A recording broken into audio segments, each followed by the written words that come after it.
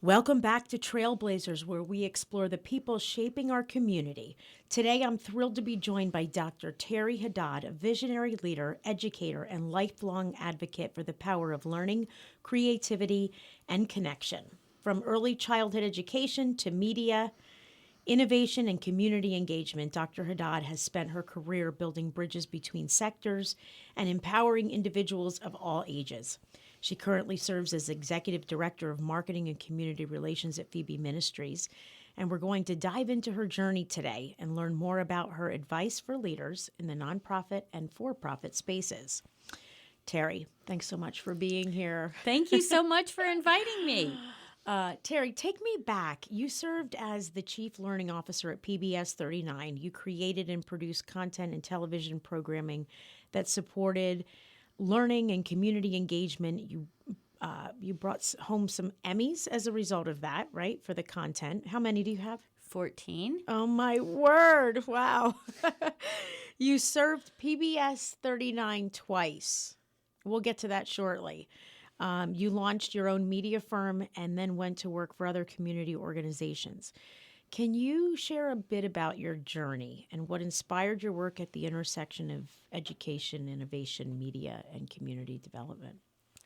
Oh, thank you again, Melody, for having me. Well, let me start by saying that I started out as a teacher. Oh. And so, everything about my career has had some element of teaching. And my very first position at PBS 39 was Director of Education, and then I went on to be Vice President of Education and then Educational Media Services and so forth. And I was always wanting to make it better, and I always recognized that in education, the playing field is not level. If you go into some classrooms, there's a lot of technology. If you go into others, there's hardly any. Mm-hmm. And I thought that early on in my career at PBS that we had a great opportunity to level the playing field for educators. So I really believed in the value of educational media. And in fact, I had small children, and they used to play Sims games where you could design a building and you could get feedback from people all over the world. And I thought, well, you can't make kids sit in a classroom and just talk at them for 6 hours a day if they had access to this really elaborate software and games and so forth. So educational media was a sweet spot for me.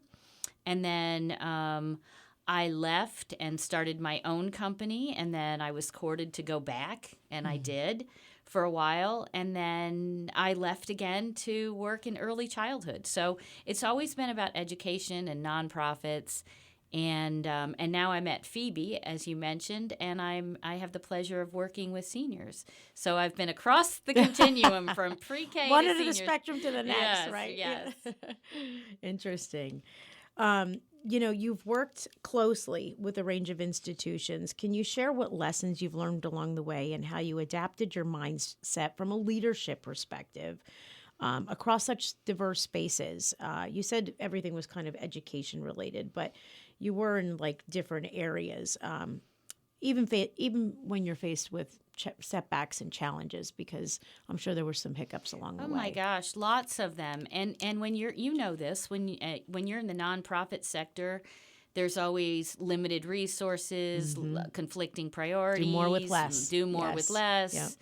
And it's you're always doing your best to stay in the game. And I think what has been consistent across organizations, my really number one advice or number one lesson has been build relationships. Mm-hmm. Because when I went to PBS the first time, for example, I didn't know anything about TV. I wasn't trained in television. I was an educator. So I walked around the block and asked people to help me. And that has been the truth in my career is if you ask for help and you're transparent and you build relationships and you do what you say you're going to do, people are willing to help you. Mm-hmm. I don't know much about senior living right now, but I've got a lot of people in my corner helping me, teaching me things. And, I like learning new things. So I think transparency, doing what you say you're going to do, keep an eye on learning, connect yourself with people who are smarter than you are. It's always good to be around people who are bright and innovative. Team. Yeah. And right. be surround yourself with good people. And that doesn't matter what industry you're in. That Right. works if you're in a nonprofit, if you're in a for-profit, if you're, or if you have your own business. Right. So Yeah. those things work. Now, I was at an event recently that was focused on, reaching out to nonprofits. And you offered some just sage advice. I mean, I felt moved. I had somebody across the room actually say to me, "Are you okay?" Because that's the emotion that it evoked, and I just thought it was such sage advice. Can you, for our listeners, just kind of, it was long. It was probably 30 minutes, 20 No, minutes. you know what? Yeah, it was just 10. Oh, so okay. I won't, but I won't. Give us you the highlight. I'll give Yeah. you the highlights. So as an educator, I always want, a visual so that people remember. And so I decided to use a deck of cards. And so the first lesson was play the hand you're dealt. And what that meant to me was, in a nonprofit environment, you can't control the budget, you can't control the finances, you can't control the conflicting priorities, and you're dealt a hand, and you can't control everything, but you got to play the cards you get. And then the second one is you can't win if you don't play. I mean, it's easy to just, Absolutely, right? 100%. And we've seen people just decide, I'm out. I'm not going to I'm not going to take the risk. I'm afraid of failure. Yeah. Right. And you'll never know if you don't take a risk. And you can't ever win if you don't play. So you have to play the game. Another one was know when to hold them and know when to fold them, which I think is a really difficult lesson because we never want to say no. We want to say, yep, I can do it. I can do it. I can do it. I can do it. I can do it. Can't do everything. Sometimes it's just too much. It's too much. And then the other thing that I have a real hard time with is, well, this is how we do it because this is how we do it, but it's no longer working. Mm-hmm. So you have to be able to, as a leader or as a team member, say, this just doesn't work anymore. Mm-hmm. Why are we doing this? Why do we keep beating our heads against the wall trying to make something work that doesn't work? Sometimes you have to fold them, and the next one is shuffle it up. Right. Shuffle it up. Every single time you shuffle, you get a new hand, and you get to start over. Complete start over. And when we like that in life sometimes, yeah, I'm going to do a do-over. Right. Guess what? You can. A lot of times you can. Just shuffle it up, shuffle the cards, start over. Clean slate, new hand. You get to start over with a new team. You get to learn new things. It's scary. One thing that we look at when we look at, our parents, and them staying in a job for 20, 30 years in some cases, a lot of people are moving jobs much more often. And I think that's kind of the silver lining is that you get a fresh start.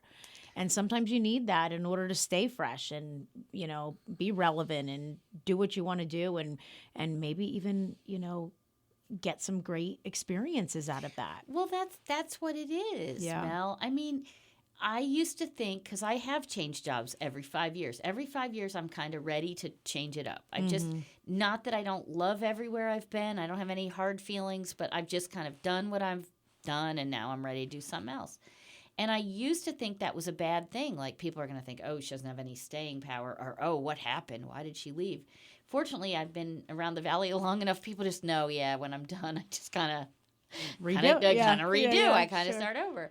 But it's true. Like, I think about if I had stayed in any one of those places, all the things I would have missed out on, all the people, all the experiences, all the things I've gotten to learn about. I think it is different today. But I still think, in uncertain times, it is scary. I mean, I don't want to make it seem like it's easy because it isn't. It takes courage to say, okay, I'm going to do this. I'm going to be okay because I'm smart and capable and I've figured things out before. I used to tell myself I wrote a dissertation so I could do stuff. Like I knew that was evidence that I could do stuff. Sure. So, yep. So it is scary, but it's the opportunities you can't even, they're just unfathomable. You don't know what you're missing out on if you don't take a chance. Right. And I was talking about life giving you a wild card once in a while. And, in a deck of cards, there's a wild card, and that's a bonus. Sometimes you get lucky and you get a wild card. Sometimes you get a great opportunity that you weren't expecting. It wasn't part of your plan. I think many of us had a thought in our lives, I'm going to get married, I'm going to go to school, I'm going to do this, I'm going to have, 2.5 kids in the white picket fence, and it was all going to just be magic. And most times it's not. Yeah. It's like not. It may not be what you expected. It's not what you expected. It's not that it's bad. It's just didn't quite go the way you thought. And I got another piece of advice years ago that doesn't have a card analogy, but it was like, look for the gifts. And I think having a sense of optimism and looking at the good stuff that comes along with these changes, that attitude of optimism for the future takes you in a good direction. Interestingly enough, recently somebody had said, and it struck me, you have to leave a little bit of room in order to be able to have God interrupt you. Right? You have to embrace some of those interruptions, because you just never know. Sometimes it's not about your plan. Sometimes it's about His plan. Oh, so absolutely. Yeah. And I've come up against a couple of wild cards that have been pretty amazing. So yeah. Right. It's life. I just think very often it doesn't go according to plan. It's not usually our time. I always want things faster. I'm very impatient. It's never fast enough for me. But it's not up to me. Yeah. Just most of the time you have to wait and be patient. Right. I think another one that I mentioned that was an Elmer Gates ism. He said, when someone shows you your cards, you don't need to see them again. And what I loved about that expression that I've thought about so many times is, when you're eternally optimistic like I am, you always expect people to do the right thing, or you expect that things will get better, or you expect if I just do this, that, and the other thing, then I can fix it. And if someone is misbehaving and they are showing you consistently that they do not have integrity and they don't, don't have your best interest, believe the actions. Just believe it. Yeah. Do not continue. Don't ignore them. Don't ignore right. it. And I love that expression. When someone shows you their cards, you don't need to see them again. I know what you are, or who you are. So I think that's wonderful advice, and I've had to remind myself of that sometimes. That's awesome. So, and then, my favorite one is betting on yourself, because, you at the end of the day, the only person who can really change your life is you. Right. And so you have to bet on yourself. Every time I've made a hard change, I was betting on the fact that I could figure it out. Not that I was smart.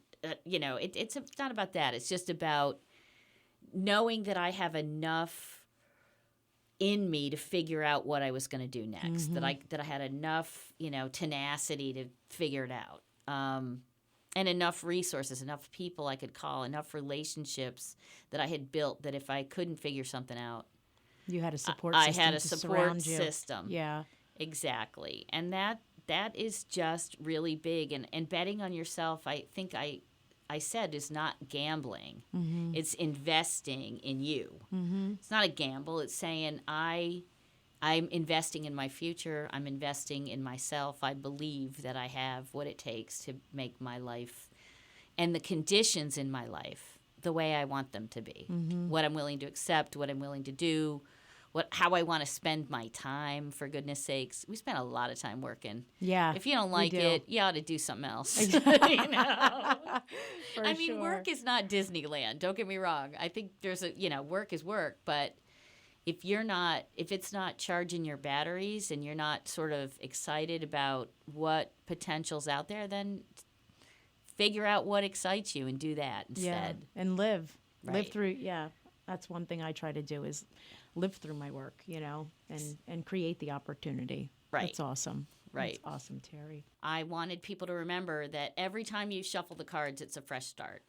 And every time I left a job, I was certain, I thought, oh no, what if I never have a good job again? Or what if the grass isn't greener on the other side? Or what if this and what if that? And you just have to remember that when you shuffle it up, you get a great opportunity to start over, because you don't always get great cards. Some days you get a crappy hand, and you have to play it out. You have to play the cards you're dealt, but if you shuffle, you get another chance. I also said that a wild card is a great surprise. You should be the wild card, and you should look for the wild card. Like Phoebe, for me, I had decided to leave Community Services for Children. Even though I love the organization, I just was ready to do something else. And this opportunity came along. I don't know anything about senior living, but I love the mission of the organization, and it's faith-based, which I have a strong faith and wanted to work in a faith-based organization and never really had the opportunity. So now here I am, later in my career, doing something that I've kind of always wanted to do. So you have to be open to it. I think people often take the easy route. Instead, I'm going to take the safe bet. Sometimes you have to take a risk. Change the job and try something new. And this is what the last kicker of the talk was bet on yourself. Like, I remember a piece of advice Elmer Gates gave me a long time ago. I was going to buy a second home in Florida, and I was a nervous wreck. I was a single mom. Why am I buying a second property? Like, what am I doing? Like, what am I, crazy? What if I can't afford it? And he looked at me and he said, do it. You always wanted to live by the beach, do it. And he said, if it doesn't work out, you'll sell it. You'll figure it out. And that was some of the best advice I ever got, because I've enjoyed this home for 16 years. Yeah. But I needed somebody to push me and say, bet on yourself. Right. If it doesn't work, it doesn't have to be forever. You just change it up. Yeah. So. No. And, interestingly enough, and I'll share too, aligned with that, I bought a second home as well. And, I loved it. I just loved it. And we enjoyed it as a family, and, we rented it out. And, me too. I still rent it out. And, that's in and of itself its own job, right? And, I lost my stepson, and, between my full-time job and the consulting work I was doing and managing this rental property, I just sat in my kitchen on a random Saturday, July afternoon, and something was wrong with, an appliance. And I just started to cry my eyes out. And I said, you know what? I can't do this anymore. I don't want this anymore. It's no longer serving me. It's no longer serving my soul. In the card analogy, no one to hold them, no one to fold them. And I think that's really important. So it is. I think that hit me. That hit me. You got to know when to say, I don't want to do this anymore. Yeah. I can't do it anymore. And you probably, even though you grieve lots of things, even the loss of a home or a change, you grieve that, but there's got to be some relief that you're no longer carrying that. Absolutely. Yeah, for sure.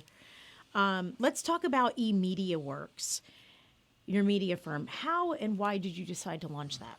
Well, when I left public television the first time, a lot of times when I leave, I don't, I'm not sure what I'm going to do next. And I thought, I love what I do. I love making educational media. Let's give it a go. And it's been great. And we've gotten to do wonderful programs. I'm guessing some of your viewers know about What's So Cool About Manufacturing. Oh, yes. We started that 12 years ago. Oh, my gosh. I never would have guessed if you told me 12 years ago we were going to make this student video contest for middle school students that it would still be going 12 years later.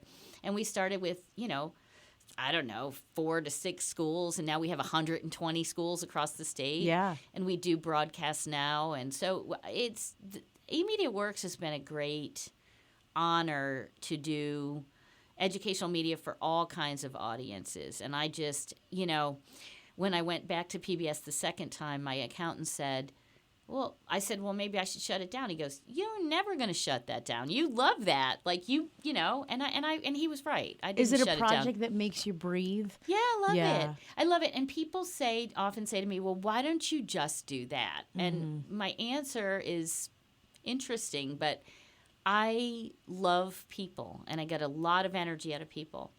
And my particular company is very solitary in that I'll go make a project. I fall in love with everybody. We have a big party to celebrate what we've made, and then I don't see them again for a long time. So I get a lot of energy by going to work every day and being part of a team and accomplishing goals and just being a part of regular, bigger world. And eMediaworks is great for me to do as a side hustle. How do you balance ambition with intention? Making sure your goals still align with your values. I think that I try to choose projects that align with my philosophies and I've quite some time ago I read somewhere that it was a good idea to have a personal mission, that you should have a personal mission that was not part of your professional mission. And my personal mission is to aid in the easing of suffering of others. So Wow. I want to be part of work groups that aid in the easing of sufferings of others or help others in any kind of way. So whether that is a documentary about homelessness or food insecurity or whatever it is, or even if it's a contest that helps kids, gives them a lift somehow. Or if I work for the United Way doing a mental health project, those kind of projects align with my personal mission, and I try to do those in addition to whatever else I'm doing. Yeah, that's interesting. So what's one personal accomplishment that no one knows about that you're incredibly proud of, or perhaps they do know about it, but don't know how important it is to you? Well, I have to say I'm a mother of 3 grown children. Oh, wow. And Ages? My daughters are 31. I have twin daughters and a son who's 30. Oh, wow. And, there's nothing in my life matches the joy of being their mother. Through the ups and downs and, it's wonderful. It's a great gift to have 3 healthy, nice humans. Yeah. So it's been, I would love to relive their baby years. Those were wonderful, wonderful, wonderful years.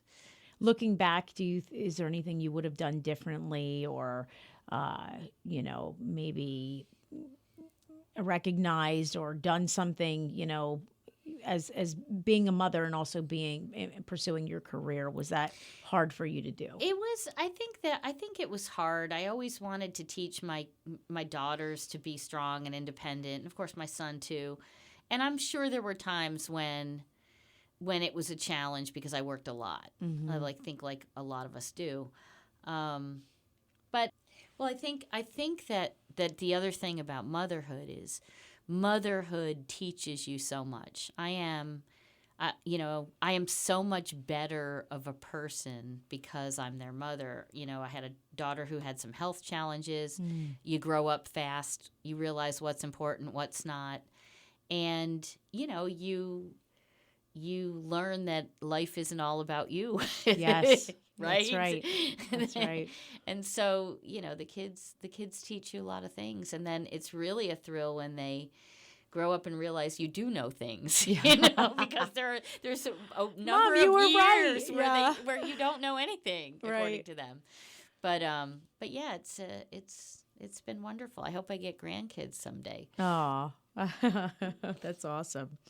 What's still on your list? Any big dreams or projects or ideas you're excited about that may be upcoming? I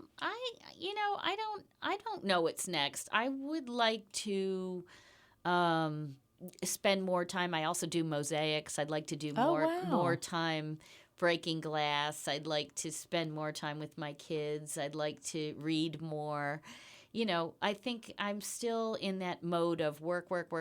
And so I think the next phase will be looking forward to doing more spontaneous, more creative, more less scheduled things, because we're pretty scheduled. For sure, for sure. Is there one community project that you've been involved in that holds a special place in your heart, and why? There are so many great organizations in the Lehigh Valley that I've had the pleasure of working with. I love working with Head Start. I loved working with Valley Health Partners does great work. They're just a lot of special organizations, and much of my work takes me there. So right now, my focus is on seniors. How our mission is to enrich the lives of seniors. So I'm spending a lot of time thinking about how we can do that, and that's where I am right now. But wherever you are in your life, there's plenty of great community projects to participate in. For sure. What would you like your legacy to be? Not just professionally, but personally as well. I would like to think that wherever I go, when in a place of employment, that I have made some sort of a difference, and I've made the culture better, or the experience better, or helped drive the mission. So I always hope that I've left it better than I found it, and I hope that that I was a nice lady, and I was nice to be around, and made a difference where I could. That's about as good as it gets. I don't know what else there is. I don't think it's money or trophies or buildings or things like that. I think it's really about the difference you make each day. That's awesome. Thank you so much for joining us today, Dr. Teri Haddad. We're grateful you came in to speak to us and share some advice. Oh, thank you so much for having me. It was a great pleasure, and it was a great way to spend time together. I'm Melody Bradford, and this is Trailblazers.